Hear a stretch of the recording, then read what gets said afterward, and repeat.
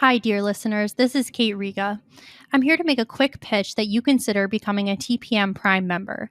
TPM has used the member model for over a decade now, and our loyal members are the only reason we've been able to weather the turbulence of the media landscape and avoid the fate that has befallen so many other independent outlets. For $60 a year, you get no paywall, fewer ads, access to the Hive member forum, a members-only newsletter, and more. For $120 a year, you get all of that, plus no ads at all. Without our members, there is no podcast, not to mention that I'm out of a job. Thank you so much for listening and supporting us. We couldn't do it without you. Hi, this is Josh Marshall, and this is the Josh Marshall Podcast with Kate Riga. Got a big election last night. Big election in general, a lot of different contests around the country, but a pretty big night for the Democrats. I'm not sure it was quite blue wave territory, but there were a bunch of races around the country that were being watched closely, either because of their inherent significance or as races that might give us some insight into what is going to happen next year in the presidential and the congressional elections in 2024. In many cases, it was both. In Ohio, with the abortion referendum that passed, enshrining abortion rights in the state constitution, in the legislative races in Virginia, and then a bunch of other races, even ones that are like a bit unique, like the gubernatorial race in Kentucky, where the Democratic incumbent governor not only won re-election, but actually expanded his majority, both in numerical and geographical terms from 2019 when he was first elected. The reason I say that is kind of unique is that I think everybody recognizes that Andy Beshear is sort of his own brand.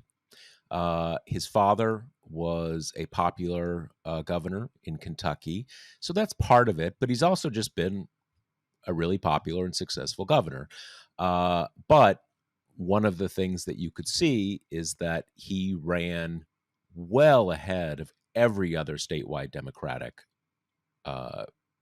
candidate.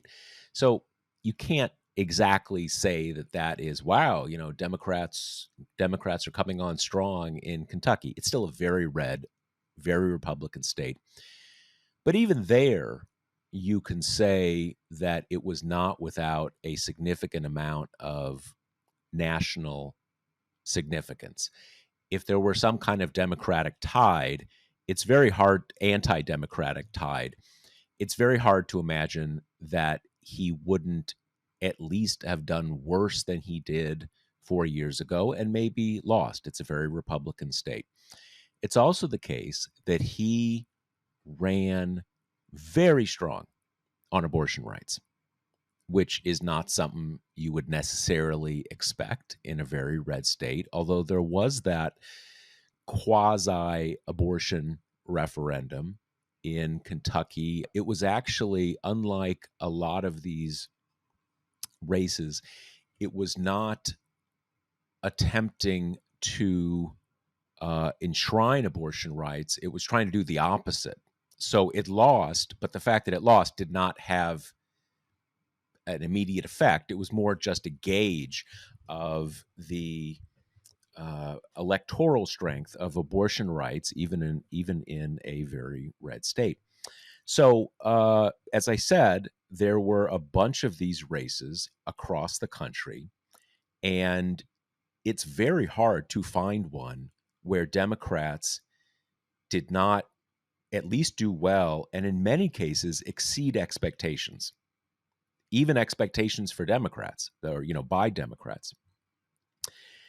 There's one thing I want to remind you of, and it's something that came to mind to me as I was watching the results come in last night. And thank you to everybody who joined me for sort of the live blogging, right, which I haven't done as much in recent years, which I did last night as the returns came in. But if you remember, if you're a regular listener to the pod, I don't know if it was 2 or 3 episodes ago of the pod, But Kate and I were talking about this upcoming election. And I asked Kate, I said, Kate, can you help me understand? I guess there's a slight chance that we talked about this before the episode started. I don't think so. I think it was on the episode. But in case if you are a podcast completist and you're thinking, "Wow, Josh, you never said that. What are you trying to pull here?" I did say it. I think it was on the podcast, but occasionally we discuss stuff before before we start recording. In any case, I asked Kate, what's the can you explain to me what's going on in Virginia? Because it's being treated as Glenn Youngkin may take over, may get a trifecta, right? He may get total Republican control of the state legislature. And then, he wants to pass this 15-week abortion ban, which he not only wants to do in Virginia, but is clearly a setup for not only what he would like to do nationwide, but what he says he can achieve nationwide.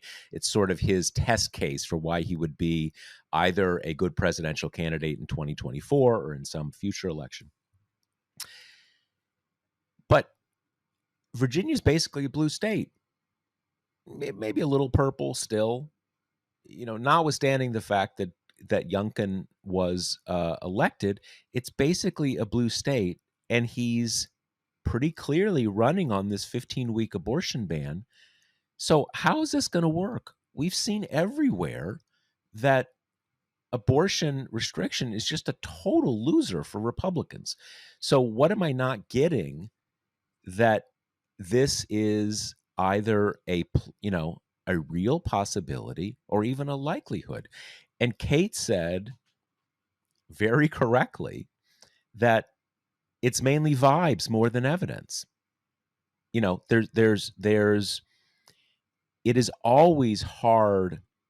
There's never good polling on state legislative elections because polling is expensive, and you can't just do the equivalent of like a congressional generic ballot in a state. That's not going to tell you enough, right? Because it's down to individual races when it's relatively close, like it is in a case like this. And you're not going to do individual polls of the top half dozen races that are going to determine control. So there wasn't a lot of polls, but Glenn Youngkin, especially for the national press, which is located kind of in Glenn Youngkin's backyard. A lot of them live in Virginia just because of the geography of D.C., as we know. He was still a golden boy. Glenn figured out how to get elected governor in Virginia. And he's got this vest that he wears, and he's sort of like a dashing middle-aged man. What's not to love, right? And in fact, what is not entirely vibes is that he's got a pretty solid public approval rating in Virginia, which is real, right? That's a real thing.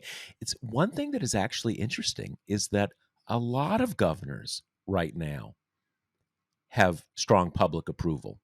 One thing I noticed a couple weeks ago, saw a piece of election commentary prognostication, and it showed that Andy Bashar, I never know quite how to pronounce it. I'm sure I'm mispronouncing it. You can send an email and use the International Phonetic Alphabet. You can tell me how to do it.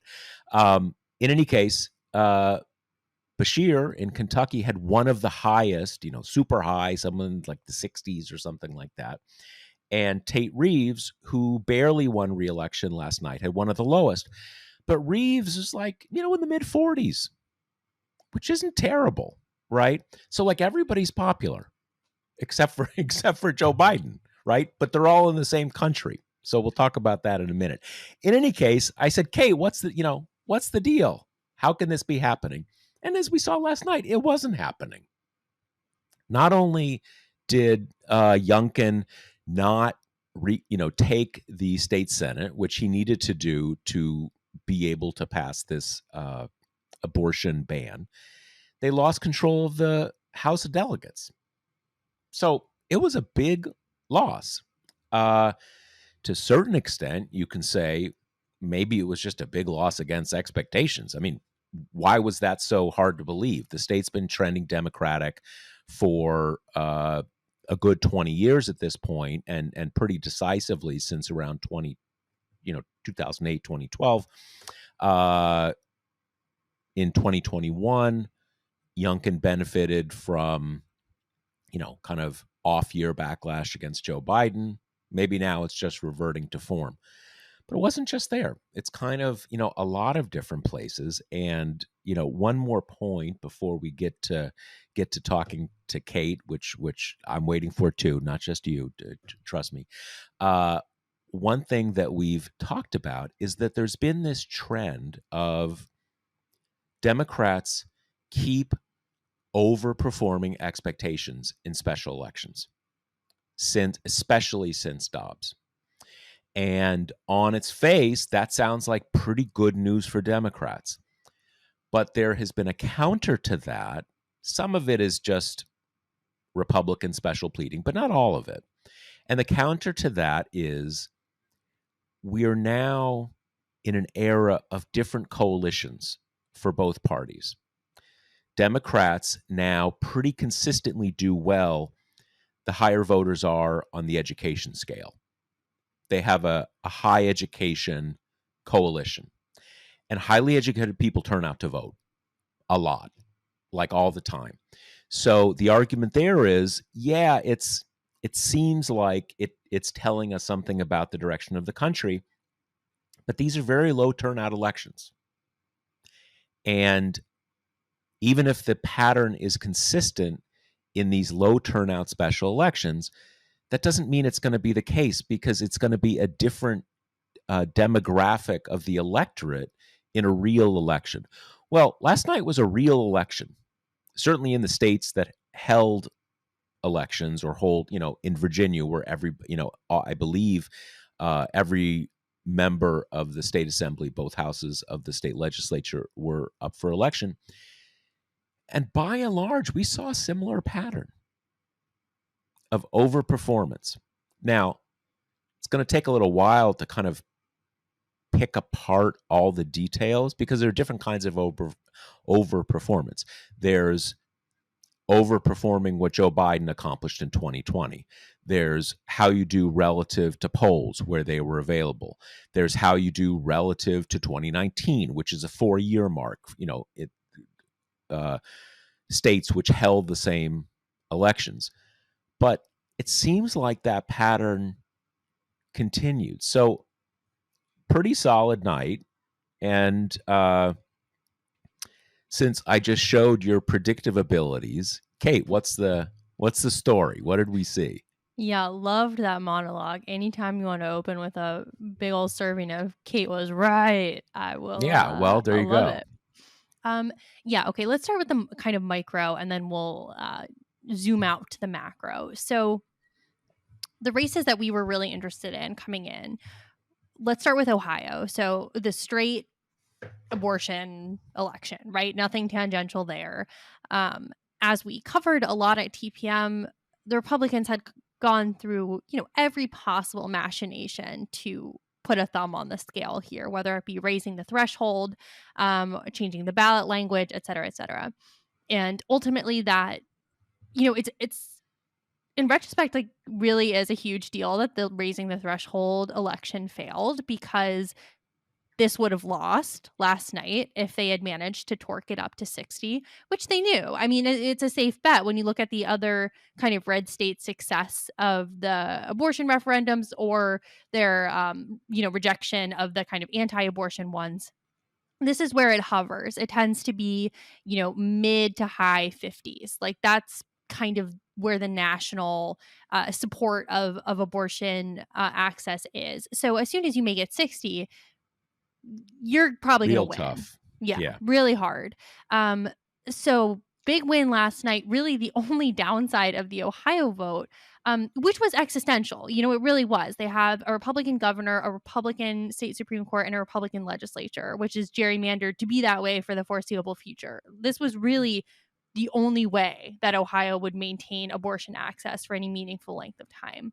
And the only downside last night is that Sherrod Brown wasn't on the ticket alongside it, this election. And I had talked to the people behind the Ohio move, and it was purposeful. They wanted to be the only game in town in 2023. They wanted to benefit from the national money and attention that comes with that, because in 24 we're going to have a whole slate of states trying to replicate this success. So that was strategy, but now you're almost like, man, kind of wish that you had that tied to Brown, who's going to be in the reelection fight of his life, and who, as much as LaRose kind of made himself the poster boy for the anti-abortion movement, Brown has been door knocking and kind of all the rest, tying himself closely to this cause. Yeah, I mean, I think that is, I mean, as I think we discussed in last week's episode, if LaRose is the nominee for the Republicans, which is not a foregone conclusion, but it's at least a pretty decent likelihood, and I think it's generally considered to be the case that certainly mainstream Republicans are hoping for him, because he's sort of like the semi-normie candidate, and you have these more kind of Trumpy types that are challenging him, but he did Sherrod Brown a favor to the extent that he just wrapped himself in this. He wrapped himself with it at the beginning. He was the standard bearer for that effort to change the threshold to 60, which, as you said, was right on the mark. They knew what they knew what they were doing. That would have changed everything, because, as you say, all of these are like 57, 58. That's kind of where that's sort of where these top off.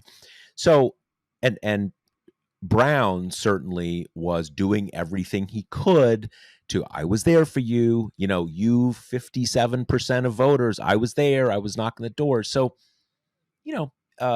he stands some shot at, kind of grabbing hold of enough that will last for a year, the pro-choice brand, for lack of a better word, and really associating himself with it. I do kind of wonder, one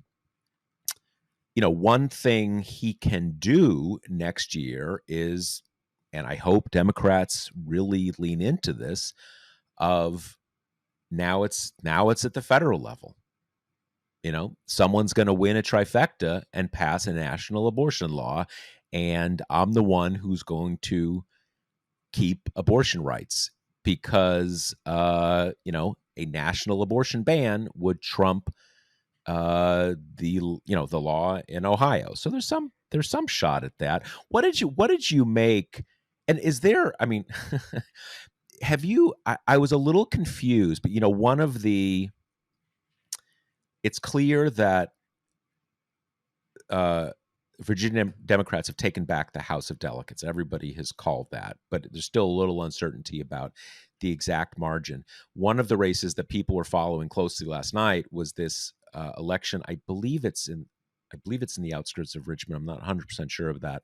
Was this candidate Susanna Gibson, who there was this pretty big scandal that it came out that, I mean, sort of how much you call it a scandal is based on your own sense of things, but a pretty good big scandal where after the Democrats nominated her, it came out that she and her husband had been posting explicit hardcore sex videos of themselves having sex. And, in the old days, that would have been it, right? I mean, that's sort of you resign in disgrace and everything. She ran what it's at least very close. What I was a little confused about when I looked again this morning, unlike almost every other race in Virginia, it still only had about 75% of the votes reported. And I didn't know what that was about, because almost every other one is 95%. And why that is important is that what race was running pretty close to tied all night with Gibson, like, point one, literally 0.1% behind the Republican, and then she was up 0.1%. But what made me think she was almost certainly going to win is that, as of late last night, when it was, it was already at about 75% of the vote in. What I heard from a very reliable news source was that the early votes had not been reported yet in that district. And given even now that Republicans have sort of, uh, woken up and smelled the coffee, that it's stupid to keep politicizing early voting, it still favors Democrats. So I figured, all right, that's gonna put her over the top, and she's gonna win. But again, at least as of this morning, it was still a quarter of the vote hadn't been reported. So I don't know what the story is there. Yeah, I don't know either. I mean, I know that everyone kind of thought she was going to get killed. Interestingly, another specific Virginia race, it was Danica Rome was running for state senate, the Yeah. first, one of these kind of trailblazing, openly trans lawmakers, and Republicans threw the kitchen sink at her, like a heinous transphobic campaign that Youngkin himself dropped like tons of money on, pretty easily skated through that. One, is the first kind of openly trans Virginia state senator, which is interesting because, Like you know, declared like 8 or 9 in the evening. So right, not not close. even Yeah. close. I think it both speaks to, her as a lawmaker. She's less of a new entity to Virginia voters at this point, but also how many times have we seen Republicans try to tap into the transphobic vein currently kind of roiling the party, which is like, makes up for a huge chunk of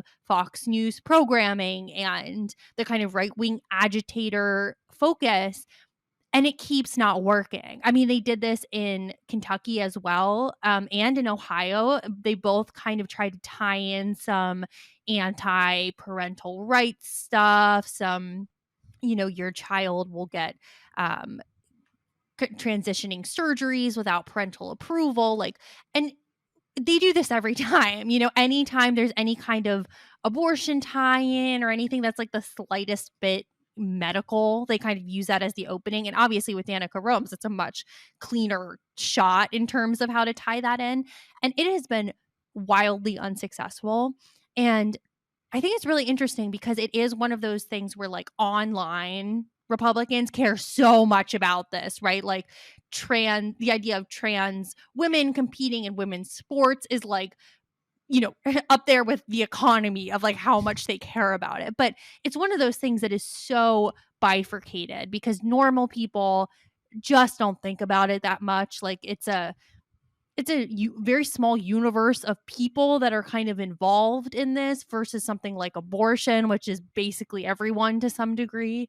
Um, and I think it's interesting because this has just been such a concerted effort to kind of use the transphobia stuff as the anti-gay marriage stuff of a few years ago, to make that the kind of vanguard of their liberals are trying to change the world in these perverse, horrible ways. And, we're here standing up for traditional Christian heteronormative families. I mean, it really is an attempt to kind of swap in that for gay marriage, but also for abortion, because the anti-abortion movement is just obviously flailing, and you're struggling to find that new thing that works as an electoral carrot for Republicans that they can fearmonger around, and that has direct ties into all the real tenets of the Republican Party, whether that be kind of gender policing and rigid, patriarchal family structures, and quashing kind of any straying outside of the normative boxes. And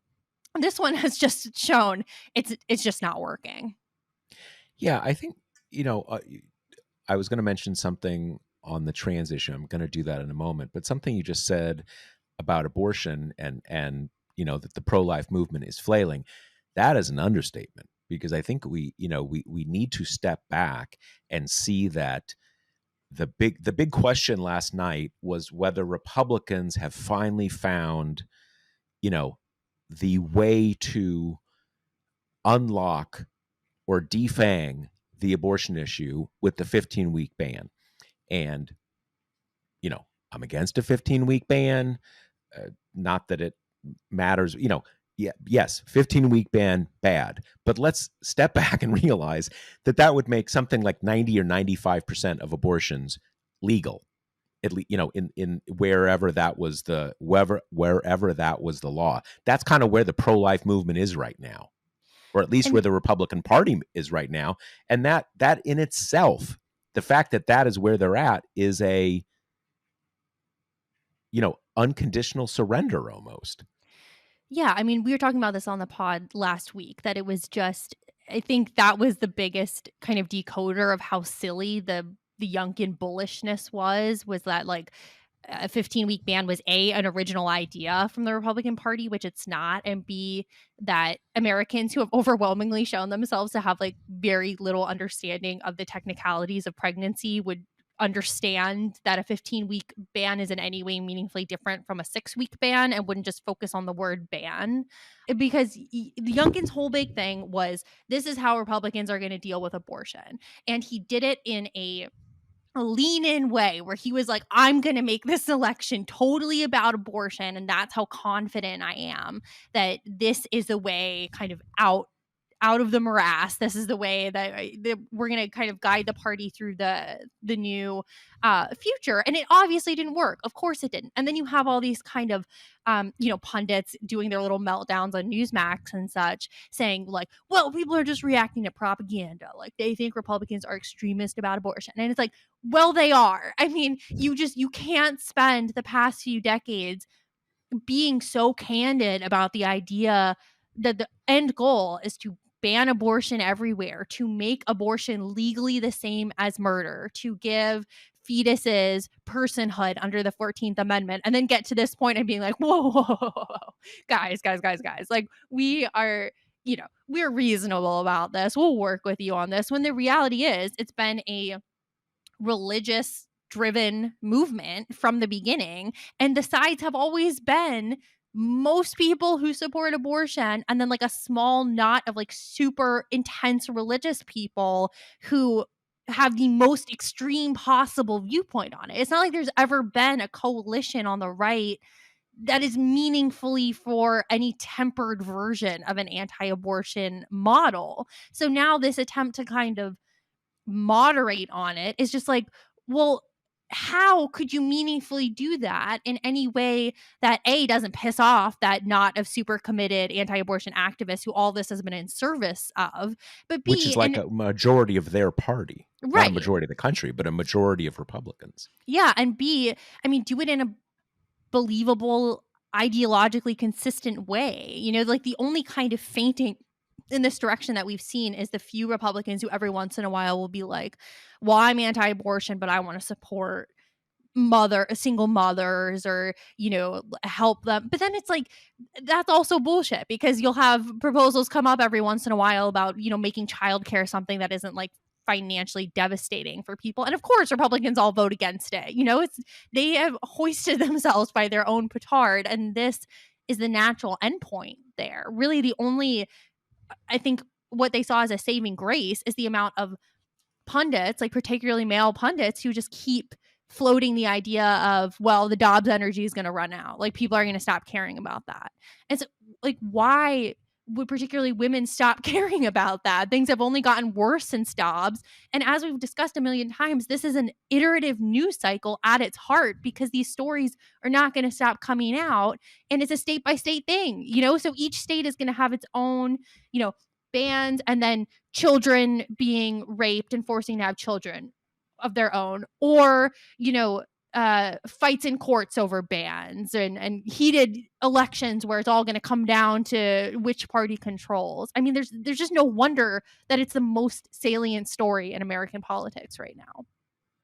Yeah, I mean, the thing about, to the extent Republicans were willing to really fund parenthood, for lack of a better word, to make childcare more Mhm. affordable, all the different things, that would that might go some way to showing that those Republicans were not, I don't know, anti-women, kind of acting in bad faith, sort of, right? At least it paints a picture of a consistent worldview. But the reality is, people want, women want access to abortion because they want to end pregnancies that they don't want to come to term. Now, in certain cases, certainly the financial realities may play into that, but I think we know, just living in reality, that there are very few cases of like, I really want to have a baby and I got pregnant, but now I just looking at my finances and I'm just not sure I can make it work. So now I want to abort this baby. I mean, there's no, that is that is not what we're talking about here. So the fact that at least in theory, even though it never actually works out that way, that Republicans might be in favor of some benefits that you might get while you're raising the child that you did not want to have, is, if that's a disconnect. It's again, it's more, as I think we all know, that is a messaging thing, not a reality thing. Pe- people women want to have abortions because they are pregnant and they don't want to be pregnant. I mean, this is obvious, right? I mean, this is completely obvious. I don't even know what we're talking about. The point. I just want to come back to one issue about trans politics, and I think to the extent that people get confused about this, it's that I the the way that trans rights and the issue of the whole trans issue has evolved in the last decade. It is true that there are a lot of Americans who it's new for them, and they've got kind of a hard time getting their head around it in various cases, and they see cases of a trans woman who is beating everybody in some in some sport, or uh minors transitioning, and it's kind of it's they're having a hard time getting their head around it. But that's not the same as what you see from the right, which is really a hate campaign, right? And that is it you can kind of that, I think, is what we're seeing in a lot of these elections. It's not that there's some sort of decisive majority for kind of the orthodox progressive position on every aspect of trans politics, but people, I think you've got a big slice of the electorate that it's new to them, they're not altogether comfortable with it. But when someone says, so you got to vote against these people because they're coming to make us all trans, I think a lot of those people react of like, that's not where I am. Um, I'm not with my pitchforks about this. A, and B, it just doesn't have a lot to do with my life. Like, and those two things make it not the issue Republicans keep thinking it's going to be. I think that's right. But I also think it makes abortion even more interesting because just based on the numbers, people are being moved on abortion who are not, themselves women of childbearing age, which does show you that it has a salience beyond kind of just the practical, which I think is, it just isn't indicative of how abortion has become shorthand, I think, for a whole kind of parcel of other ideas, which include rights being taken away, rights being Hmm. taken away by people who aren't elected, rights specifically of women being taken away. And then you also, I think, have the additional subset of, even for maybe women who aren't having children themselves, a lot of women have had children in their lives and have a kind of a greater understanding of the perils and discomforts of pregnancy and blah blah blah, and all that kind of ties in. But I do think that gets skipped over in the conversation a lot when we have this thing of how long is Dobbs going to last? How long are people going to stay pissed about this? Because it's not just about your own, am I personally going to be able to get an abortion, right? I think it's just a stand-in for Republican overreach for kind of trying to get their hands into what everyone considers the most personal parts of your life and your body, and that kind of redounds clearly to Democrats' favor. Yeah, no, I think there's no question, and we certainly saw that in 2022 when at least the conventional wisdom coming out of that campaign, and I think the conventional wisdom is basically right, that abortion, there was this leading into 2022, there was this big, you know, Dems in disarray freak out of, is it abortion or is it, Jan 6 Mhm, and mhm. democracy? Which, kind of which train do Democrats need to take into this election? And then a third thing is kind of like, it's neither of those kind of like, niche, you know, uh, liberal hobby horses. It's jobs and it's gas prices and it's stuff that real Americans care about.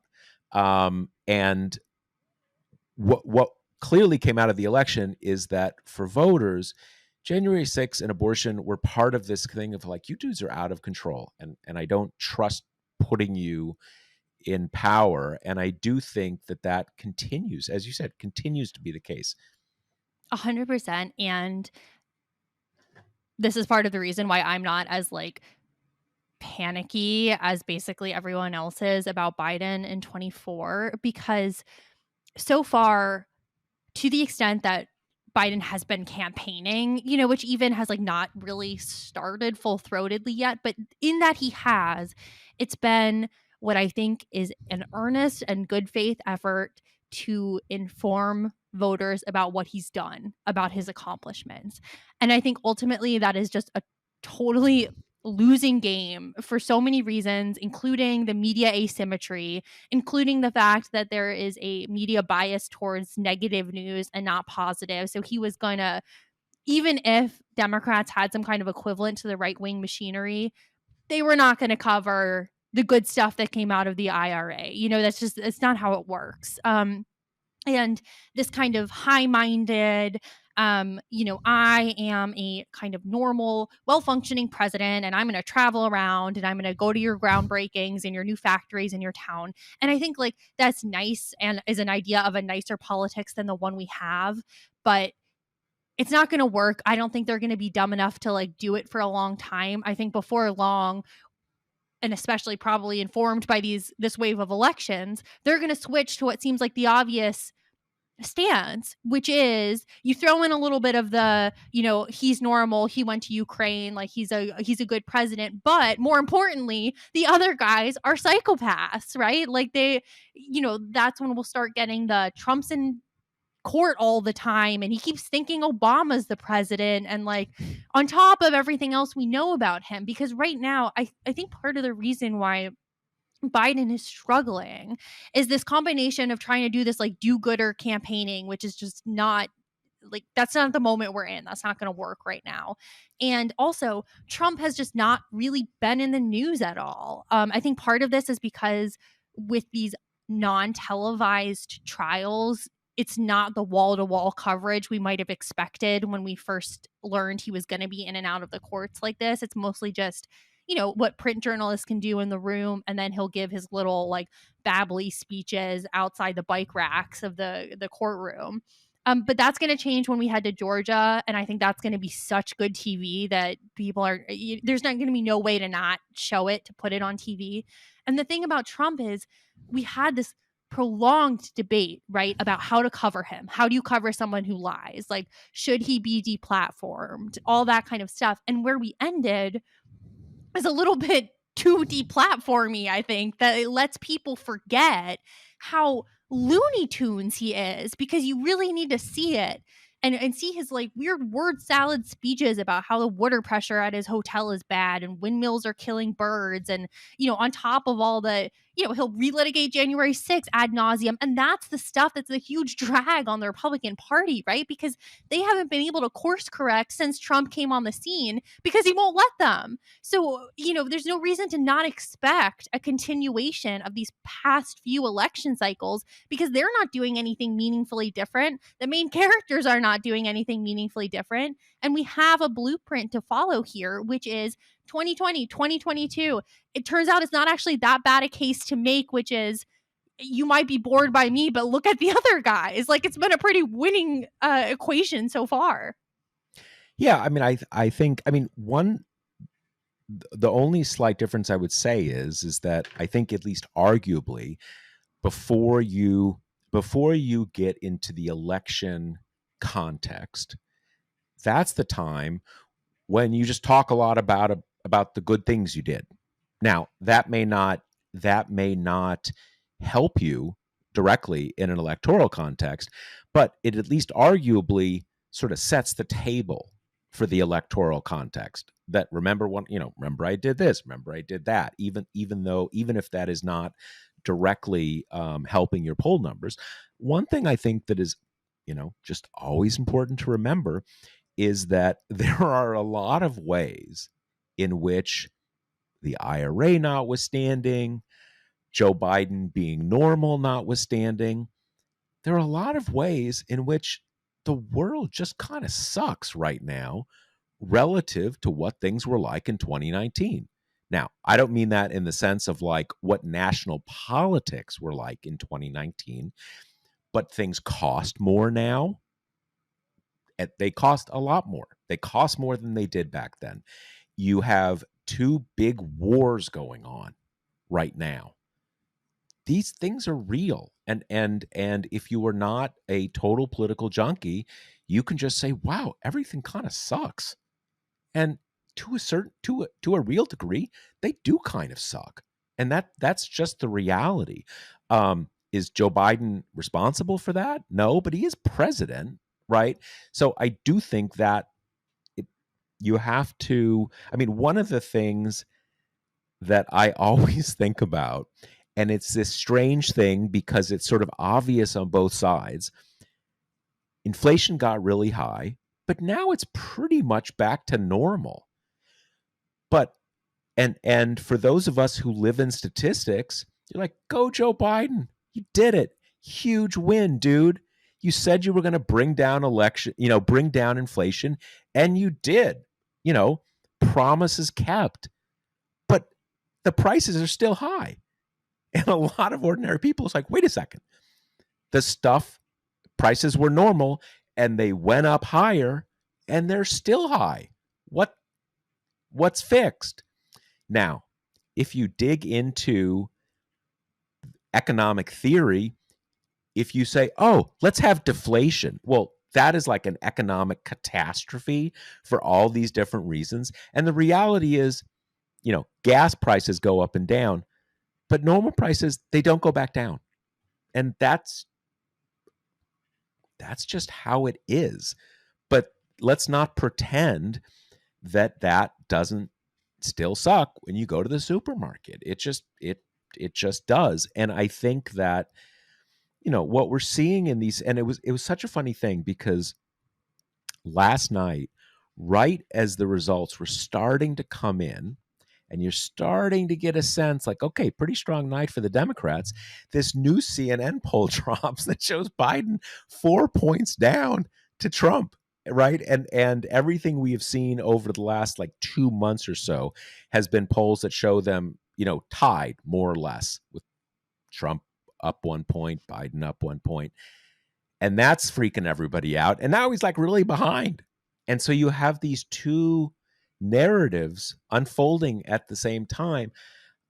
My own take is basically that we're not in a campaign environment, and you have significant parts of the Democratic coalition that are just signaling their dissatisfaction with Biden. They think he's too old. They think that they elected him to make everything good again, and everything's not good again. You've got a small but significant part of the coalition that is really upset about what's happening in Israel Palestine, and that is all registering in these polls. But we're not in a campaign media environment, and I do think. Am I totally confident? Am I just not sweating next year? Of course not. I'm like, it's terrifying, but I think it is much more likely than not that you're going to have a reconsolidation of the Democratic coalition that Joe Biden is currently the head of, as you go back to, okay, old man Biden versus total freak show Donald Trump. And that has a way of focusing the attention. It's not hard for me to stomach the idea that people are grumpy, that we're a year out, that Biden has never been a candidate who is, who's cool like Obama or, electrifying. People were Yeah, not excited about him the first time. no one cries when Biden gives a speech, right? Right. You see like Obama giving a speech 10 years ago and people are like, I knew Right. this could be my America. No one's thinking that. He's just a kind of a nice old guy. So it's just not hard for me to accept that this far out, when, like you said, the campaigns have not really started, when most people are not really paying attention, that people are in a bad mood, that things are expensive, that they're seeing kind of these grisly images from the wars, and that they're just like, well, boo. Like, boo to you, boo to everyone, politics sucks, whatever. I don't find it hard to accept that reality, and that the polls are showing us a snapshot, an accurate snapshot of the mood right now. And also that I find it politically fantastical to think that we had this slate of elections last night, including in like Bashir's, where he kind of ran. He did not run away from Biden. He linked arms. He talked about Bidenomics.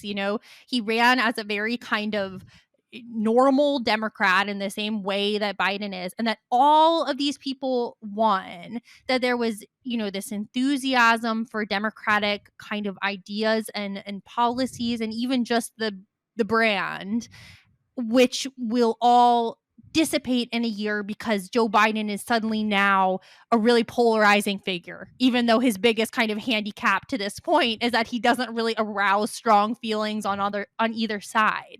I think it's more just he's the scapegoat right now, right? And he's the president. So in some ways it kind of makes sense. If people are dissatisfied, he's the one that they're dissatisfied with.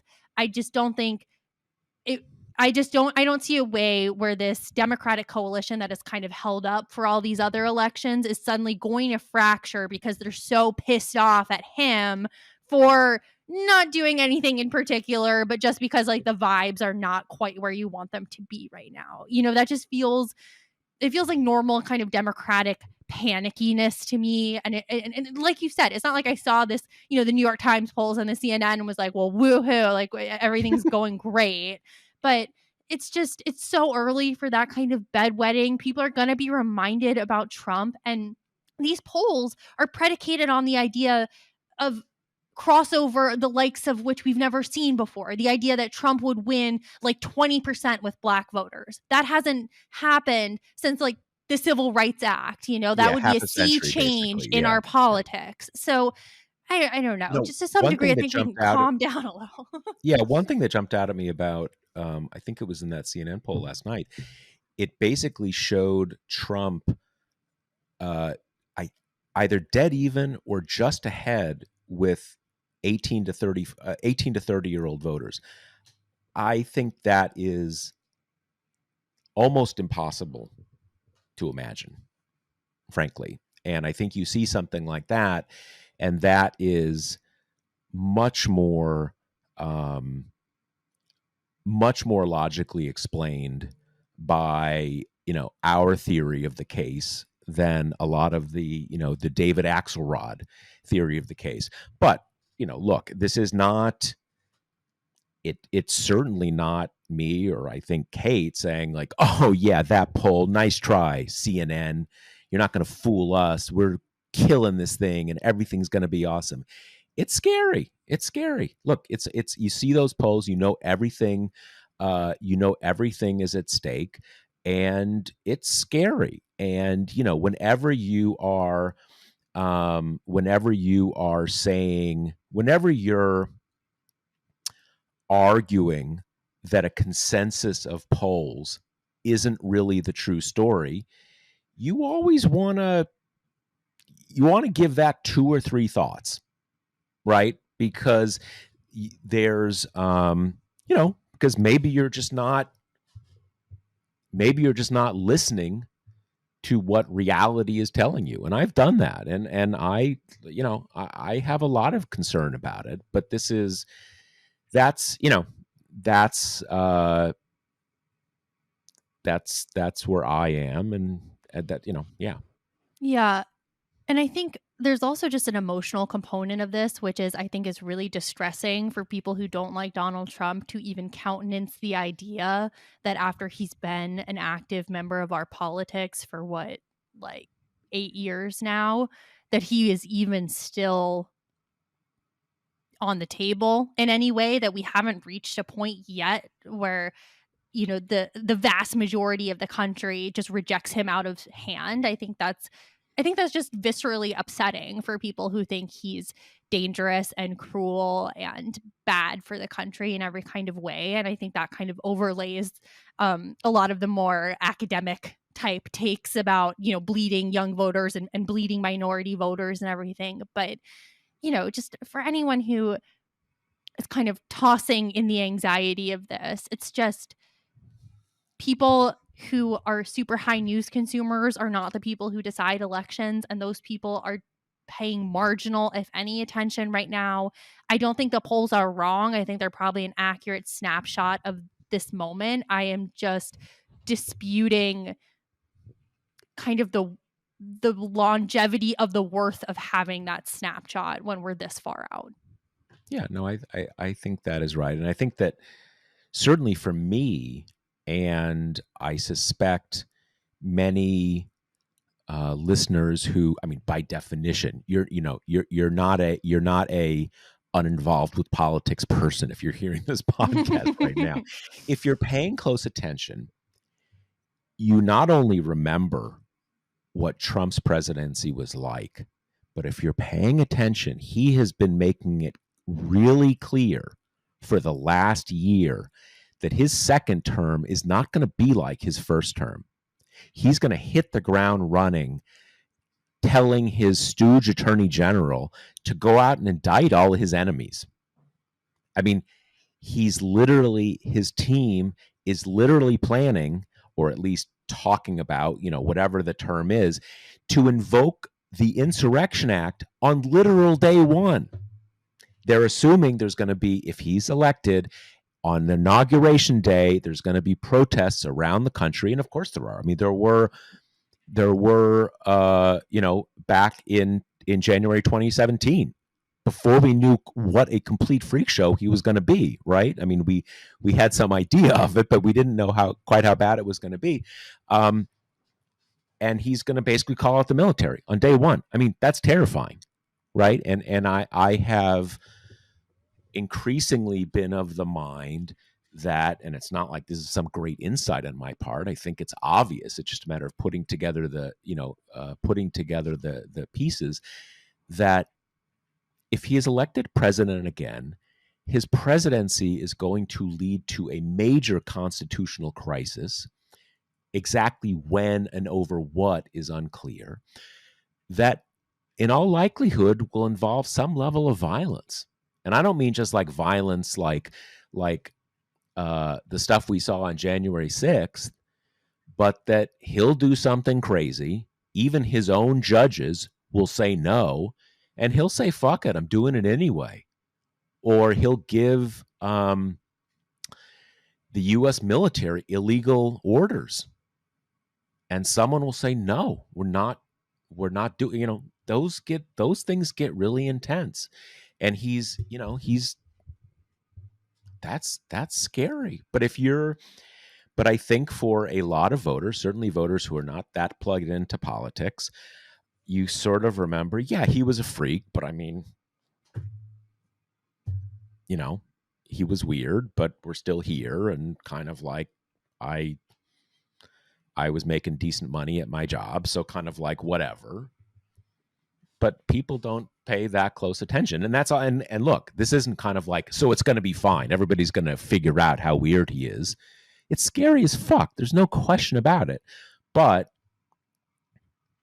I think, and maybe I'm wrong, but I think that that is going to get more focus, and that will, let's put it this way.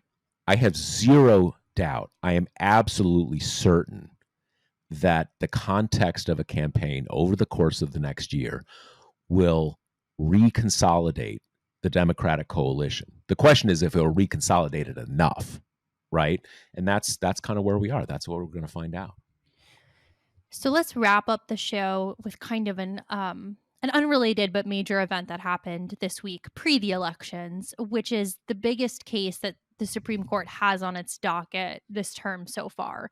It's the first gun case to reach the high court since they handed down Bruin last year, which our listeners will remember was the big decision where they knocked down the 100-year-old New York gun restriction, and then also said for any gun restrictions to hold constitutional muster, they must have some sort of a historical analog, which led us to Tuesday and some of the most kind of surreal oral arguments I've ever heard, because the crux of the question was, is it constitutional to take guns away from domestic abusers? Which is one of those things where if you kind of man on the street at it, people would be like, yes, obviously. Like, is that a question? And shows kind of how far afield we've already gotten from Bruin, right? That we're already at this question. But then in accordance with the court's own precepts, now these lawyers are trying to like plumb the founding era for examples of laws restricting domestic abusers from having firearms at a time where women are like 130 years from being able to vote. The most powerful white women are still completely controlled by their husbands, and we're being like, yeah, this makes sense. And I actually thought I'm going to get out my musket and you are going to be sorry, lady. Yeah. Right?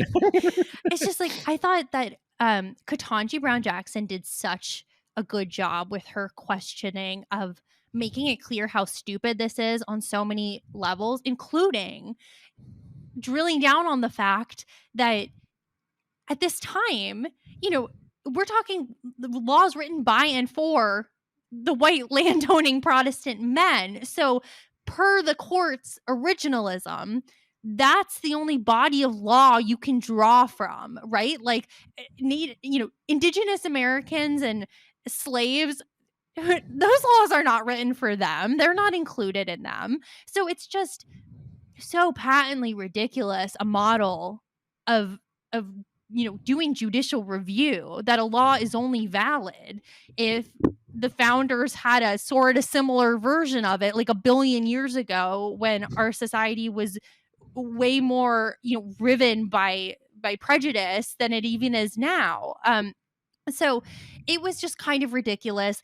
I never thought that they would uphold the Fifth Circuit here, because the guy we're talking about is such a terrible poster boy. He's a drug dealer who has a habit of just kind of shooting his gun at random in public.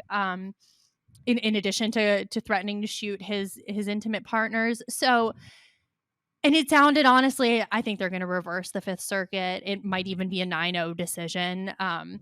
The almost the poor guy who was there representing the drug, the gun happy drug dealer, was just lost the thread. Like, every justice at the end was just kind of pounding on him, saying like, I don't really know what your argument is anymore. And Kagan really cut through the fog and was like, well, I think the reason you're running away from your argument is because the consequences are so horrific, right? Like, you're kind of charged with standing before us arguing that people who are demonstrably violent and threats most often to their partners and their children and the people in their household, that no, they should get to keep their deadly weapons no matter the propensity for violence they've already shown. I mean, it's ridiculous. So I think they will probably end up turning this one back. I'm sure it'll be heralded as like, Supreme Court shows restraint on guns. Like, I guess they're not so Second Amendment happy anymore. But this really was just the absolute worst case for the kind of the guns rights movement. And if we take any cue from how the right-wing judges kind of acted during oral arguments, they were all just trying to feel out how they can hand down as narrow an opinion as possible, reversing this. But hey, gotta make sure we don't take too many guns. Yeah, it's sort of an and you alluded to this in a past episode when we were talking about this case in an earlier iteration of it. I guess when it was, I don't know if it was the trial court level or at the Fifth Circuit or whatever. But what was always clear, as you said, was that this is just not your poster your poster child.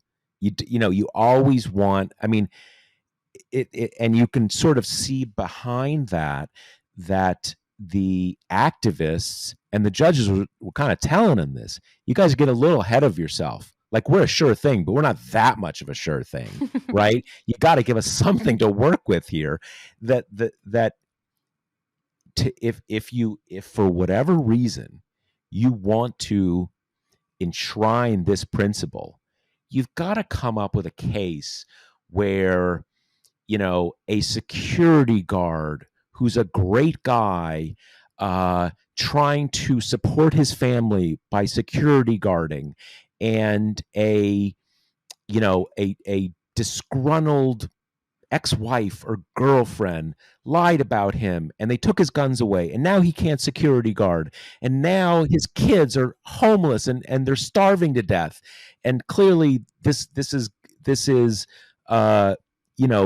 we need the Second Amendment to save us. That's your test case.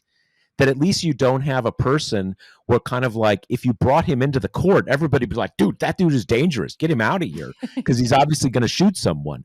It was just such a bad set of facts. It's like a hot potato. They didn't want to be near it.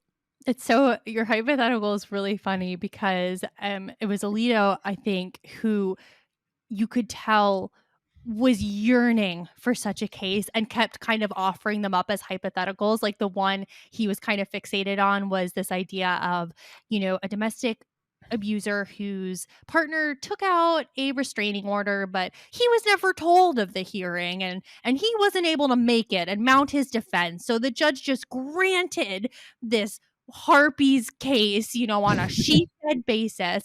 And then he goes home and, oh my God, there's a home invasion. And he has to use his guns or he's going to die. What about him? It's like, so clearly, exactly as you said, they were just like, this sucks, man. This sucks. I don't want to have to vote against this case.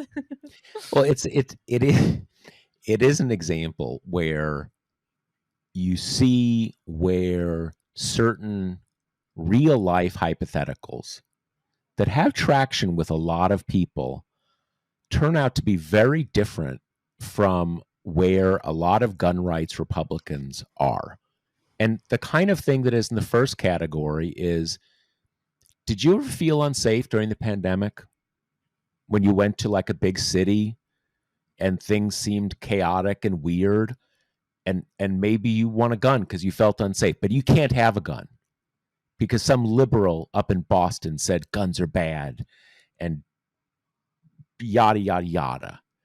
Whereas in fact, it's this kind of thing like, sure, he beat his girlfriend and he threatened to shoot her, but that doesn't mean he doesn't have his rights. And I Right. think a lot of people say, like, actually, I'm not sure he has a right. Like, I'm willing to bend the I'm willing to bend the rules here a little, because I that's terrifying. And what is your problem, right? Right. And but it shows you, but people in that world are that sounds normal to them, right? Some out of control freak, and like, yeah, of course he gets a gun. Well, totally. And the other piece of this is the court didn't have to take up this case, you know? You so it's clearly some of them were like, "Well, let's see. Let's see how it goes. Maybe this guy has done some volunteer work or something." Yeah. No, it's I almost, and I say this with lots of scare quotes, I almost feel bad for the gun rights types, because I'm sure that all the smart ones are like, how did we get here? This is such a stupid case. Like, this is not the case we wanted. You want a lot of the cases in the sort of the Heller trajectory are salt of the earth, African American small business owner, didn't want the ruffians to be holding up his small business. He just wanted a handgun to defend his entrepreneurship and the American dream. I'm not saying Heller was that, but you get the idea. Kind of like, salt of the earth, everybody can sort of understand. And this is, who can understand this? Right. Like the right to, the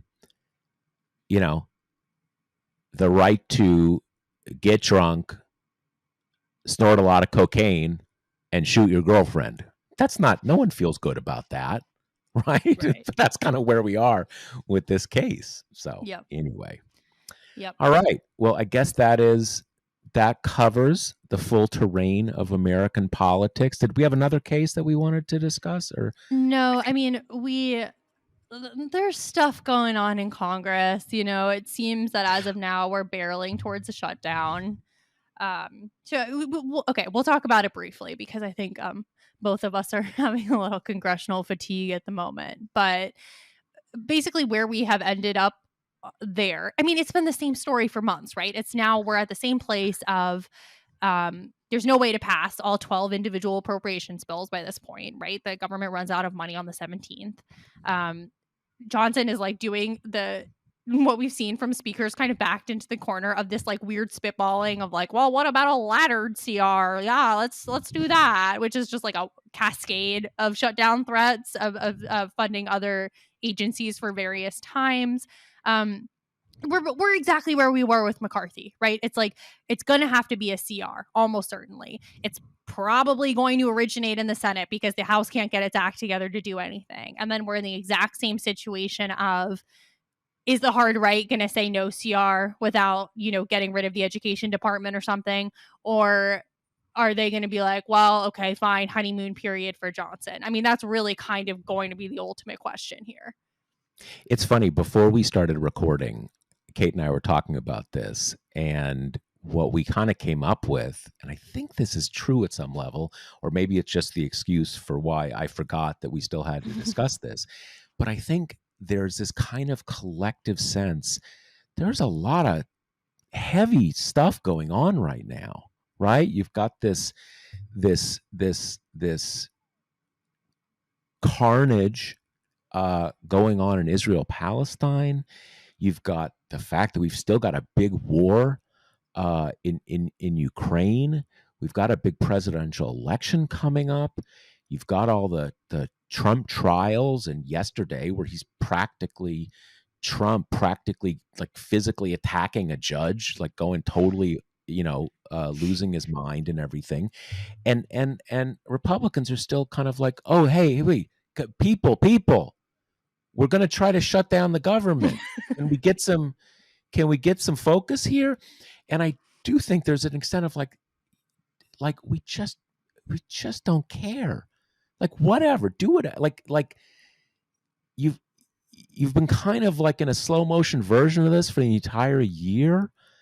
Like, whatever. Like, people are. I do think there's a certain extent. Obviously, we care a lot about a shutdown. That's going to affect a lot of people. But I do think there is a kind of an exhaustion and fatigue of kind of like, enough of you people. Like you're in this kind of you're stuck inside this open brown paper bag with like 10 weirdos in your caucus, and just like figure it out and shut it down if you're going to shut it down. And if you're not, just shut the fuck up. Yeah, I mean, I do think after what was probably a pretty unenjoyable week for Biden slash Democrats with these polls and everything, it would be a pretty nice kind of slide into the holiday season if they have these last night's elections and then Republicans' immediate response is, yeah, okay, we're going to shut down the government now because we're too dysfunctional to do our like one legislative job. Pretty much, pretty much. All right. Well, with that, I think we have covered the full terrain Yep. of American politics. So that's about all we got for this week. And we will be back next week with more podcast goodness. All right. See you then.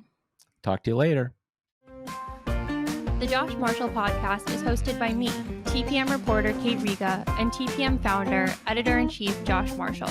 The show is produced by Jackie Wilhelm. Thanks to Why Not Jansfeld for our podcast theme song, and thanks to all our TPM members who make this possible. Rate and review us on Apple Podcasts, and subscribe wherever you listen.